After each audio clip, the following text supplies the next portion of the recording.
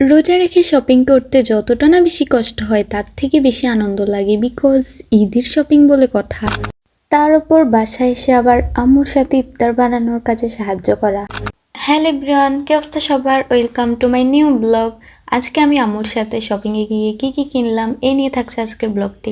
কয়েকদিন থেকে আম্মু জোর করতেছিল যে শপিংয়ে যাওয়ার জন্য, তো রোজা থেকে ভালো লাগতেছিল না, তাই আজকে ফাইনালি রাজি হলাম। কিন্তু বাহিরে অনেক বেশি গরম ছিল। প্রথমে আমরা চলে যাই ছেলেদের কালেকশনে। ওইখানে আম্মু আমার বোনের ছেলের জন্য টি শার্ট দেখতেছিল। এর মাঝে আমি আমার নিজের জন্য দেখতেছিলাম, কিন্তু আমার কোনো জামাই পছন্দ হইতেছিল না। হয়তো কালার পছন্দ হয়, না হলে জামা পছন্দ হয়। আমার সাথে সবসময় এমনটাই হয়, তাই আমি সবার শেষেই কিনছি। আজকে অনেক বেশি শপিং করা হয়েছে, যদিও কোনো ক্লিপ নেওয়া হয় নাই তেমন। সবশেষে বাসার দিকে আসার সময় এই ফুল গাছগুলো অনেক বেশি সুন্দর লাগতেছিল, তাই আমি এখান থেকে একটা ফুল গাছ নিয়ে নেই।